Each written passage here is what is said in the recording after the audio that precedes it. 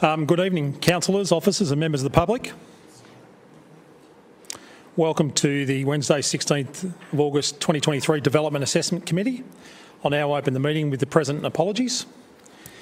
Councillors, I can confirm that all our councillors will be in attendance this evening, but we do have an apology from Councillor David Edwards, who is running slightly late, but he will be joining us this evening. In accordance with Mirrabul Shire Council's governance rules, the Council will be recording and live streaming this meeting. Item number 4 is confirmation of the minutes from the last Development Assessment Committee and matters arising. Councillors, are there any matters arising from the previous minutes? No? We'll now move to confirmation of those minutes. Do I have a councillor to move the minutes of the previous meeting? Councillor Minari, seconded Councillor Tatchell. Councillor Sullivan, all in favour? Carried. Councillors, does anyone have a conflict of interest to declare to tonight's meeting? No? Okay, with that in mind, we'll move to item 7, and item 7.1 is the use and development of a warehouse and a reduction of parking requirements at 5 Smith Street, Mattingley. Councillors, there's no registered speakers to this item. You do have a recommendation in the papers before you regarding this report. Moved. Moved, Councillor Dudzik. Do I have a councillor to second the recommendation? Councillor Berry. Would anyone like to speak to the motion? Is there any dissent? All in favour? Declare the motion carried. Item 7.2 is the use and development of a dwelling outbuilding with domestic animal husbandry at Lot 1 on title plan at Murneyong Corrobeat Road, Corrobeat. Councillors, we have 2 registered speakers to this item, so I'll invite Councillor Tatchell. Yeah, thanks, Mr Mayor. Would it be sensible to get in consideration, there's an alternative there from Councillor Edwards, he's not here yet, if we defer this one till the end of the meeting, so he gets an opportunity to put it up. Yeah, we can defer that item to the end of the meeting. We did have someone else to move the alternate, but that's okay. We'll wait for that. It was Councillor Edwards, he's only 5 minutes away, so that's okay, Mr Mayor. by one. Yep. I'm happy. Thank you, Councillor Tatchell.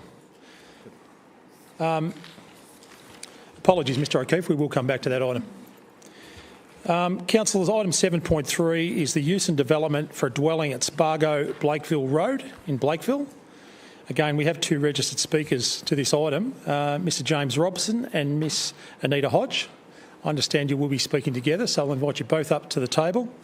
In accordance with Council's rules, you do have 3 minutes, but given there's 2 of you, we'll obviously show some leniency and I'll allow you to put forward your case, and there'll be opportunity for councillors to ask your questions. Thank you. So, thank you, councillors. My name's James Robson. I'm acting for the applicant in this matter. We've got the applicant here with us today, Anita Hodge, in case of any other questions, etc. So we've reviewed the officer's recommendation report on this matter and assume that there are no concerns with the proposal specific to the zone, BMO or the DDO. We understand that the restructure overlay is the point of concern for this application. On this basis, my submission will focus on this issue only. The key issue with this application is an existing road reserve which bisects the subject property towards the southern end of the site, and how that road reserve impacts the proposal. Council officers say that this road reserve should be consolidated into the allotment as part of the proposal and suggest that the application does not align with the restructure overlay, as it does not include the consolidation of this road reserve. Officers cite legal advice which we have not been privy to.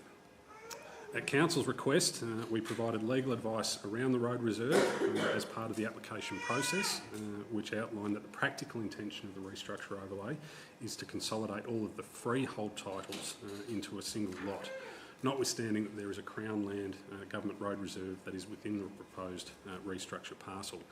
Our legal advice was that the consolidation would not seek to include this road reserve within the plan of consolidation, and that the road reserve is not a titled land parcel. The advice outlined that the plan of consolidation would properly include all of the freehold titles into a single restructure lot, which is the purpose of the RO control. The proposal includes a plan of consolidation where the single lot would be in 2 parts, separated by the government road.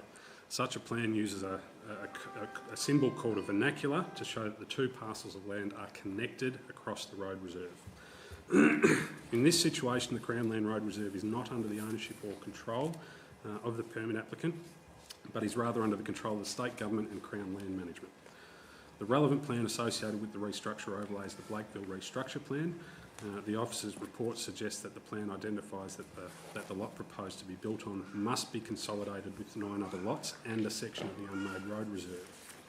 In our response to this, we have actually obtained the original panel report from March 1999, which considered the relevant amendment, which implemented the restructure overlay.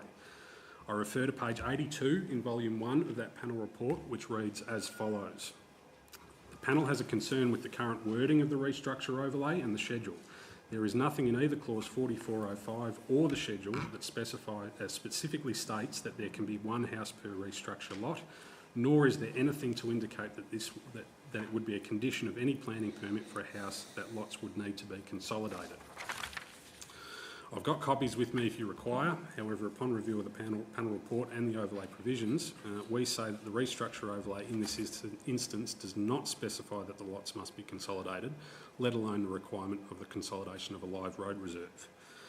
This is not to say that the proponent does not intend to consolidate the freehold titles, but rather to highlight the ambiguity within the restructure overlay provision and the way in which the officers are relying on this ambiguous restructure overlay for their refusal recommendation. The officer report relies on the other restructure lots in Blakeville, which either include or exclude road reserves, and say that this is evidence of the overlay's intention to include road reserves within restructure parcels. We say this argument is flawed and point to another restructure lot within the Blakeville restructure plan, which includes a portion of the existing Spargo-Blakeville Road. I have with me a copy of the Blakeville restructure plan with this section of road highlighted, should you require.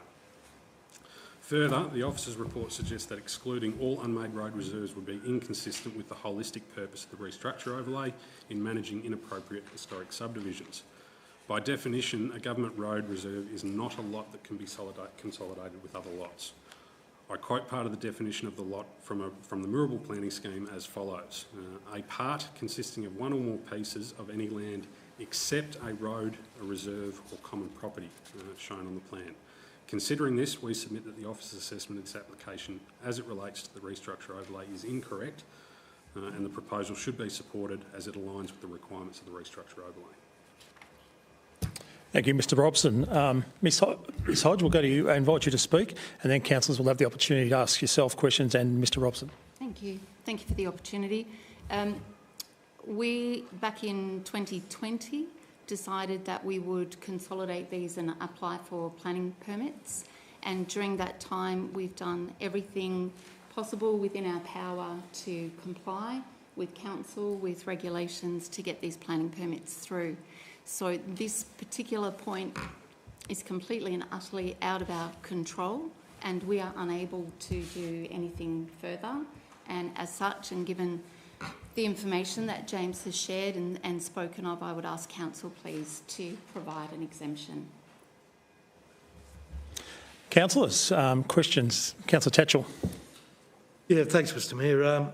Obviously, there's a dispute over the restructure overlay, so I suppose it would be prudent to get a view from Mr Lovell in terms of his interpretation. And then I have a second question, a supplementary question after that, if I may. Thank you, councillor. Mr Lovell. Thanks, through the chair. So the restructure overlay is very specific of what it requires. So clause 4502 says a permit must be in accordance with a restructure plan for the land listed in a schedule of the overlay.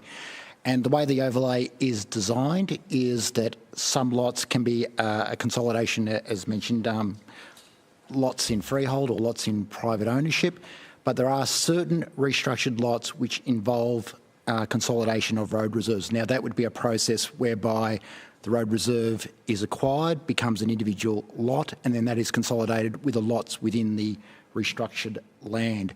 Not all road reserves are to be consolidated, so the restructure overlay was very specific on either including all road reserves within a particular restructured lot, part of road reserves, or in some situation, no road reserves. It was a deliberate attempt of how to restructure lots within Blakeville.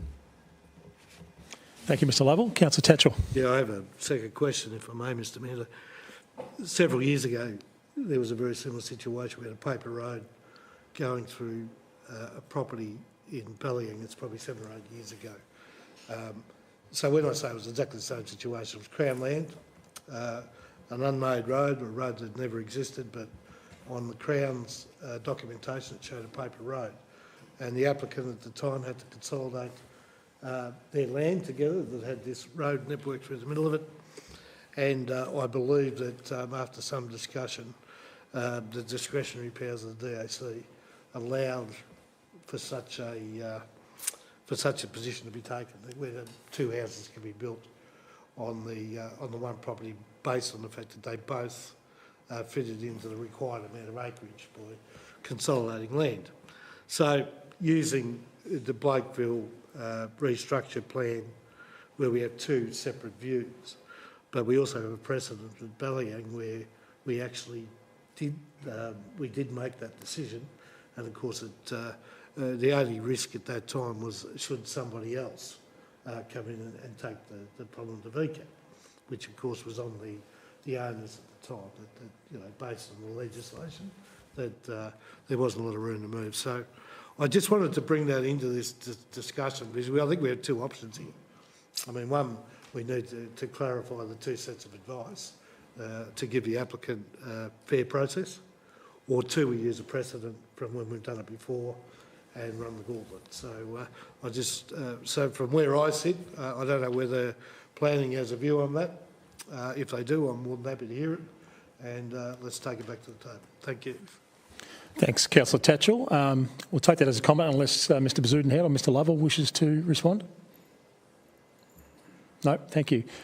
Councillor Sullivan. Mr Mayor, given the conversation so far and seemingly the conflicting legal opinion, and as Mr Robson said, it's this road that's the point of conjecture. I mean, everything else stacks up, and I think he responded to that saying everything else was there, it was just that he'd deal with.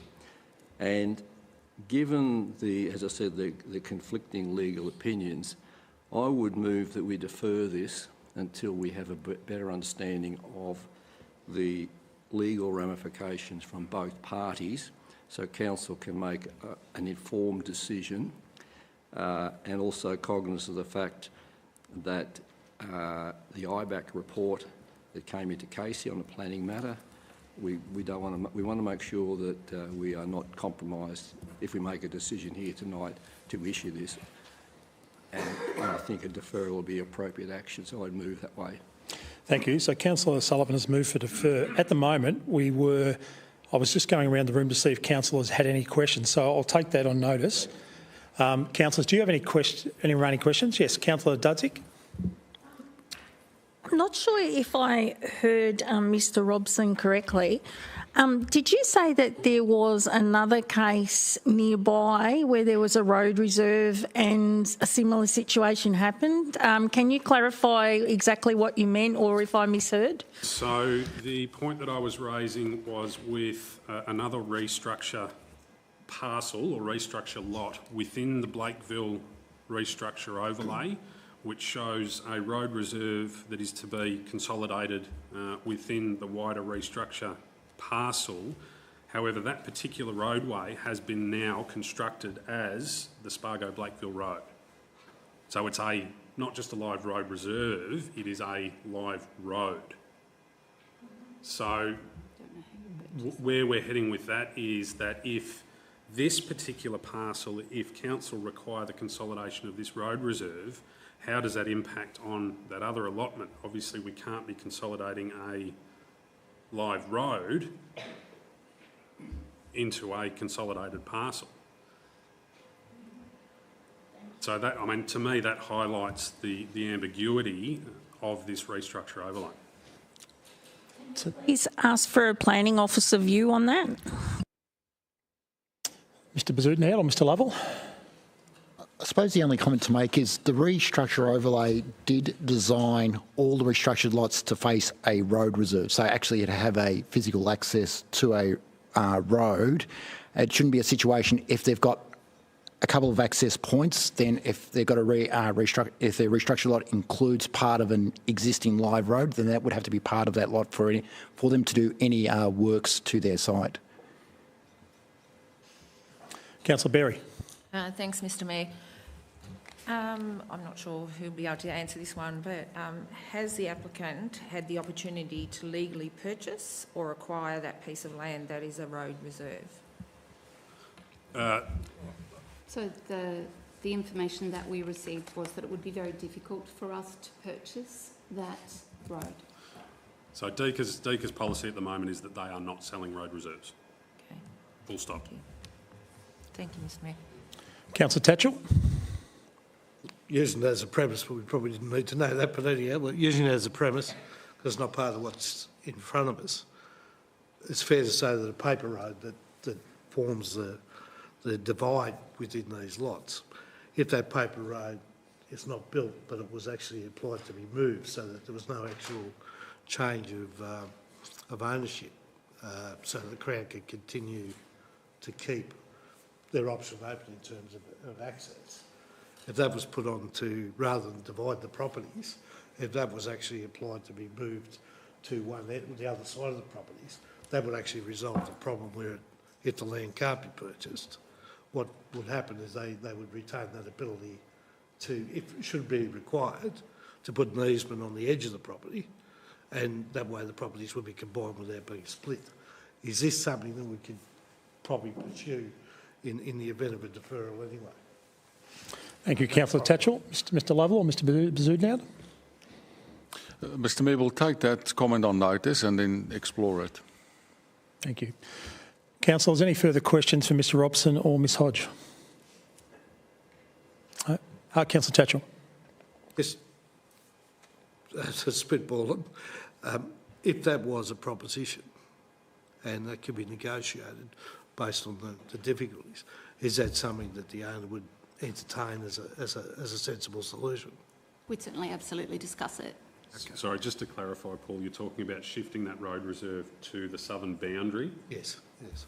I think the same issue would still arise in that you've still got a road reserve within the restructure parcel. So you can't consolidate the lots. So you still can't consolidate. Whether the road's there or there, I think that, I don't know, the planning team might be able to provide a little bit more clarity on that as well, but I think the same issue would still be in play in that there's still a road reserve within that Fair enough. restructure lot. Councillors, any further questions? Councillor Sullivan? Mr Mayor, as I flagged earlier, I would move that this matter be deferred to take all those other matters into consideration. Hopefully we can reach a situation that satisfies the applicants and avoids any legal issues for council going forward. So I would move so. Councillors, we have a motion from Councillor Sullivan to defer the item. Is there any seconders? I'm happy to second that deferral. Councillor Berry has seconded the motion. Is any dissent to deferring the item? The matter's deferred. Mr Mayor, may I ask a question? Yes. In James's presentation earlier, he said that we were not privy to council's legal advice. I wonder if we could understand council's legal advice as to the problems with this. Mr Bazoodnoud? Mr Mayor, there's normally legal privileges in legal advice, so we can share the conclusion, and I'll take this on notice and discuss with our legal representatives. Thank you very much. Mr Bazoodnoud will be in touch. Ms Hodge, thank you. Thank you. Councillors, thank you. We move on to item 7.4, which is development and use of a dwelling, outbuildings and the removal of vegetation for a goat dairy farm, Boundary Road, Warren Heap. Again, we have registered speakers for this item, and we'll invite Mr James Robson back to the table. James, you'll have 3 minutes to present your matter. Thank you. Thank you, councillors. So I have Dagmar Vanderlinden with me here, who is the applicant, so she'll be able to answer any questions specific to the farm management plan that you may need. So this site is at approximately an 8.2 hectare allotment fronting Foos Lane and is currently a blank canvas with no infrastructure for any agricultural enterprise. The site is underutilised with infestations of gores, broom and other weed species. On surrounding allotments there are numerous dwellings on similar sized parcels which provide a neighbourhood comprising of a mix of small scale agricultural enterprises. On Foos Lane itself there are 8 properties ranging in size from 2.5 to 8.2 hectares. All but 2 of these 8 allotments contain dwellings, being the subject title and the adjoining allotment to the west. There are 9 properties between the subject site and Eureka Street to the north, ranging from 1.1 hectare to 12 hectares in size. 6 of these have dwellings. There are 5 dwellings on smaller land holdings on the eastern side of Yankee Flat Road and proximate to the subject site. It is evident that the opportunity for broadacre agricultural pursuits or consolidation of land holdings is gone in this area. This leaves only opportunities for smaller, niche and more intensive agricultural pursuits to occur within the broader site context.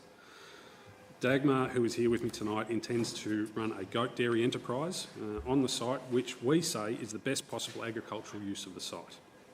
The business will include a milking shed with cheese room, hay shed and a kid rearing facility.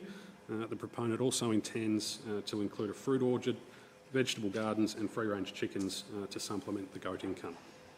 A large portion of the land is also focused on regenerated native flora, as outlined within the land management plan prepared in support of the application. This chosen business model will require significant investment in fencing, shedding, water and goat dairy specific infrastructure, and the proponent is ready and willing to make these investments in the property to maximise the site's agricultural viability and productivity. Due to its small area, the property is unsuited for conventional agriculture such as commercial cattle or sheep enterprise or broadacre cropping. Therefore, use of the site for the proposed goat dairy is an appropriate and sustainable outcome. However, given the substantial investment required, a dwelling is imperative to ensure animal welfare practices are implemented and on an ongoing basis, and to ensure the security of the animals and infrastructure on the site. Intensive animal enterprises such as the proposed are more prone to disease and illness. Constant and year-round supervision of the animals is therefore imperative for their ongoing wellbeing. Concerns were raised during the application process regarding the dwelling siting and the broader impacts on native vegetation on the site.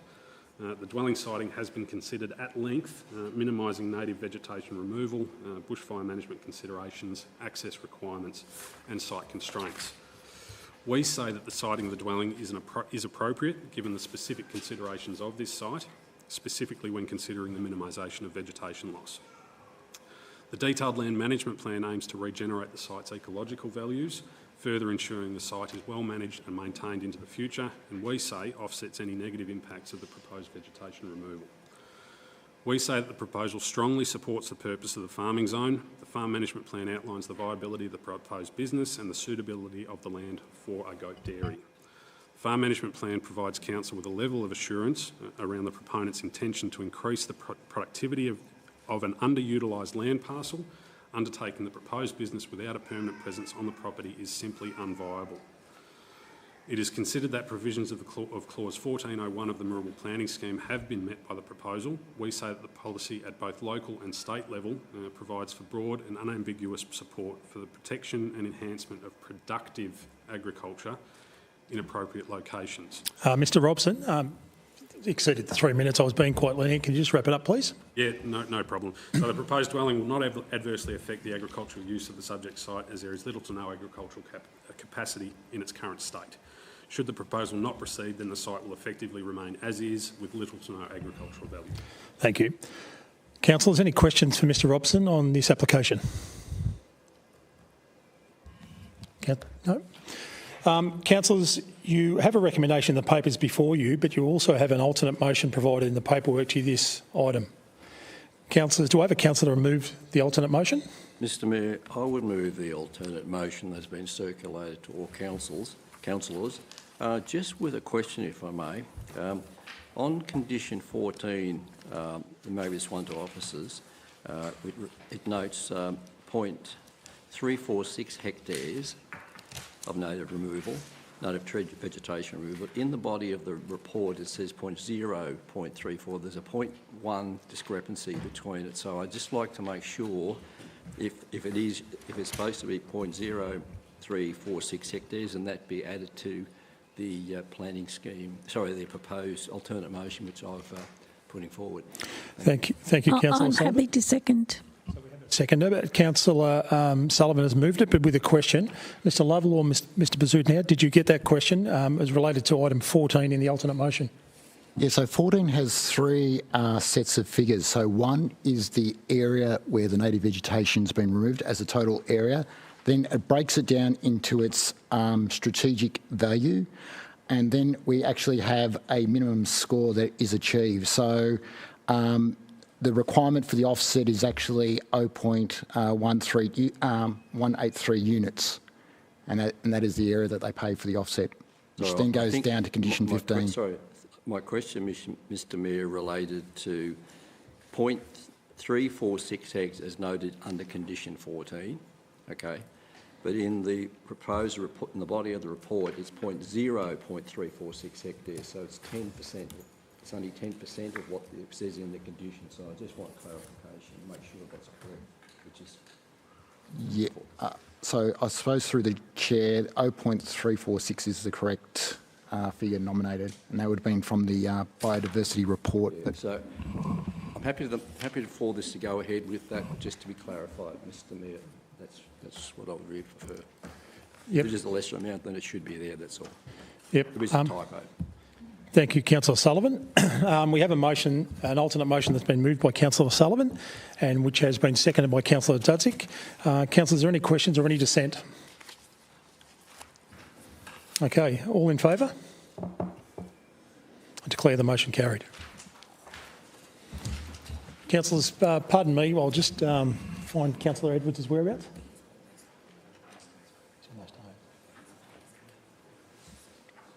Councillors, I'm going to suspend standing orders for 5 minutes. Mr Edwards is on his way home and he will be joining us on Zoom.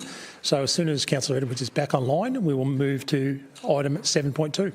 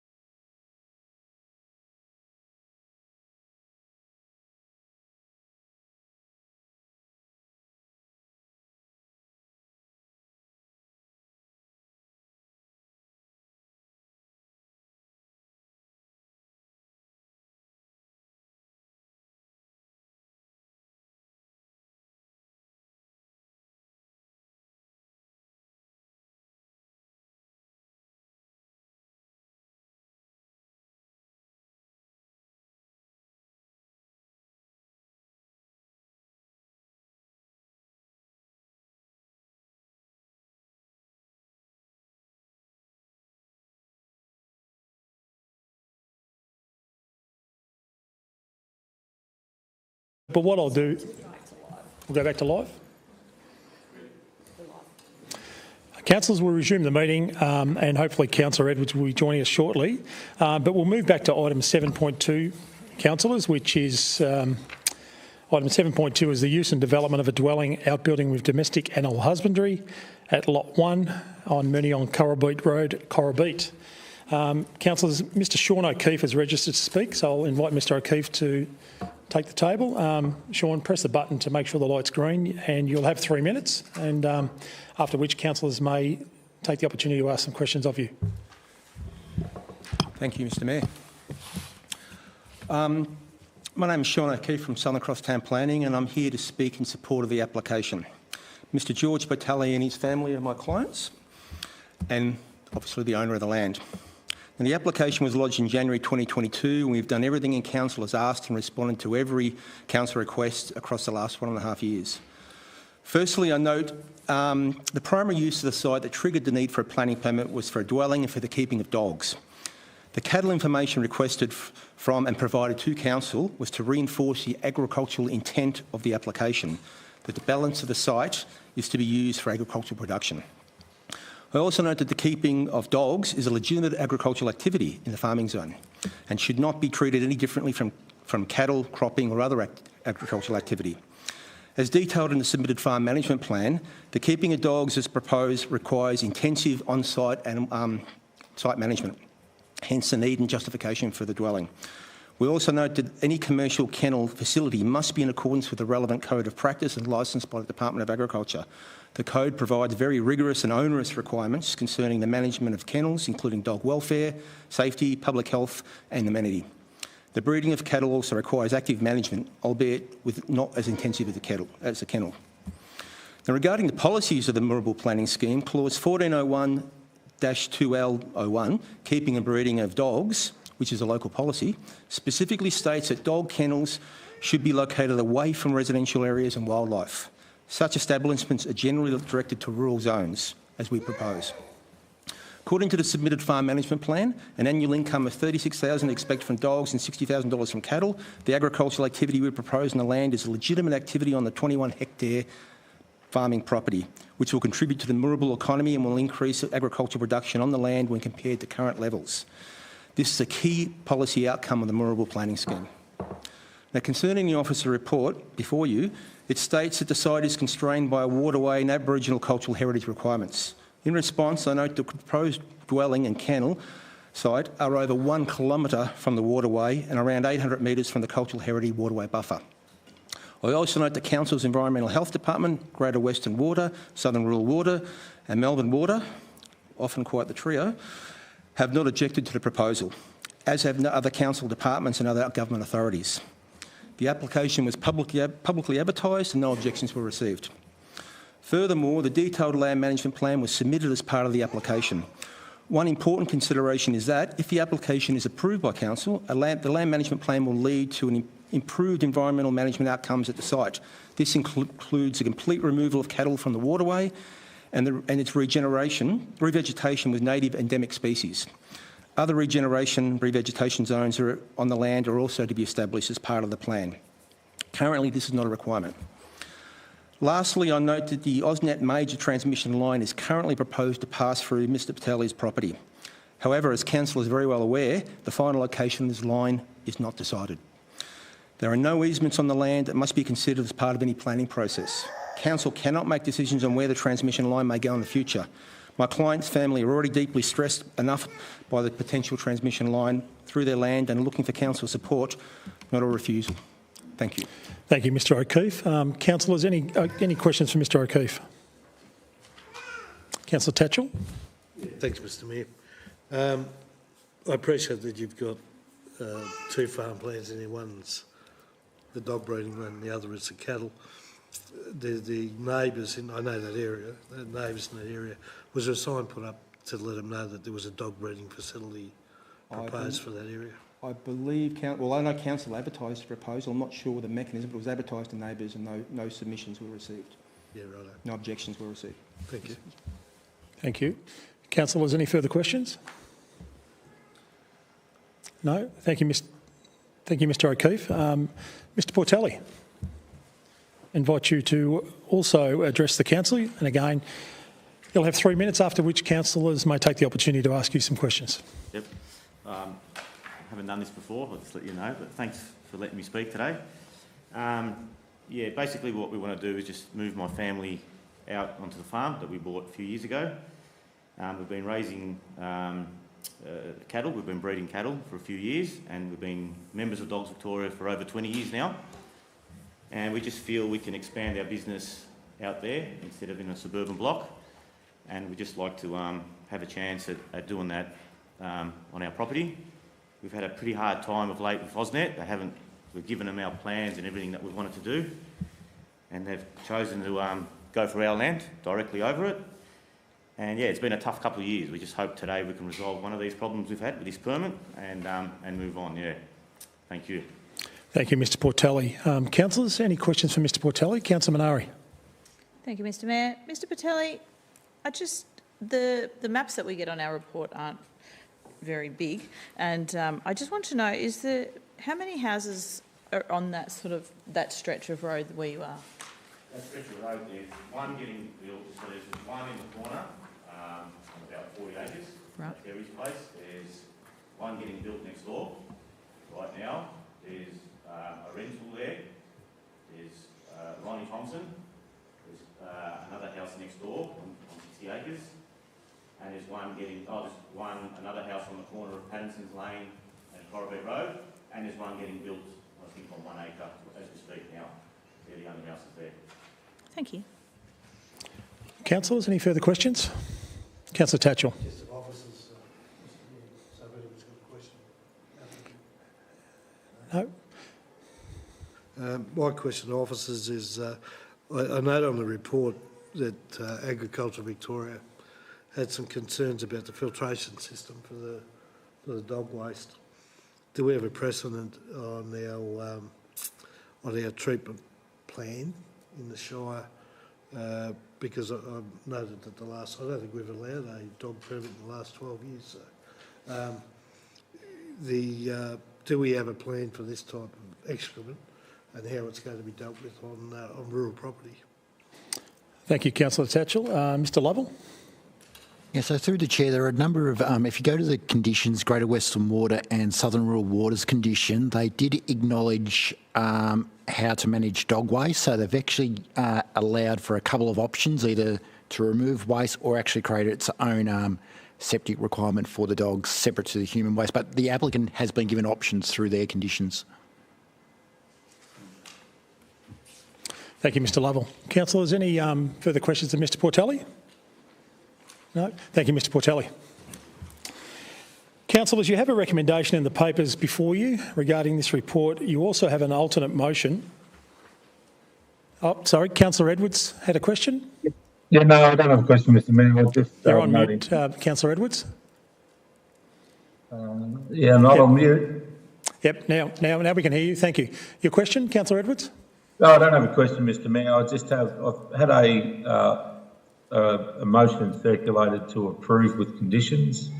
I just want to make sure all councillors have had an opportunity to look at that. And if they have, I'd like to move that, Mr Mayor.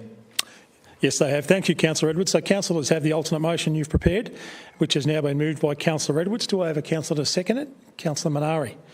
Councillors, would anyone like to speak to the motion, or is there any dissent?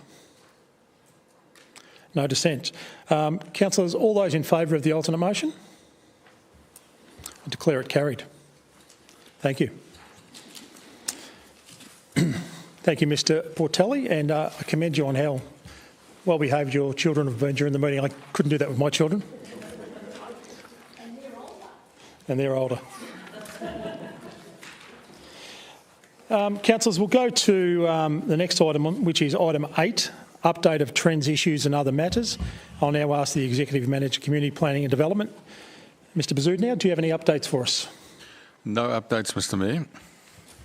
No, thank you. Mr Bazudnau, update of VCAT decisions? Thank you, Mr Mayor. We'll ask Mr Lavelle if he can provide a quick update on 3 items that was considered in the last few days. Thank you. Mr Lovell. Okay, so through the chair, 17 Main Street, Miniong, the plough, that one was resolved through agreement. It was actually conditioned to cancel the permit, so that one went through on Friday. Friday afternoon, we also had 420 Bacchus Marsh Road in Bacchus Marsh, which is a glasshouse development. We had our second compulsory conference, which was in person. There was discussion among expert witnesses regarding the hydrology through the site and flood risk, and VCAT's determined to have what's called a conclave of expert witnesses where they're going to get together and do further mediation to see if anything can be resolved through the witnesses before it proceeds ahead to a full hearing. And the third item is 24 or 28 Griffith Street in Maddenley, which was a 18 double-storey dwellings that was heard on Monday and Tuesday. The applicant had 3 expert witnesses in town planning, landscaping and traffic, and we're waiting for the member to make a decision on that application. Thank you. Councillors, any questions on those items? No? Item 10, Council, is other business. I'll just go around the tables to see if any items. Councillor Sullivan. No other business, Mr Mayor. Councillor Minari. No other business, Mr Mayor. Councillor Tatchell. Yeah, no other business, Mr Mayor. Councillor Edwards. No other business, Mr Mayor. Councillor Berry. No other business, thanks, Mr Mayor. And Councillor Dudzik. No other business. Councillors, the date of the next Development Assessment Committee meeting is scheduled for Wednesday the 20th of September. On that note, I will close the meeting and thank you, councillors, officers and members of the public for attending this evening's meeting. And before I declare the meeting closed, I just want to encourage everyone to go home and support the Matildas, and may they do well. The meeting closed.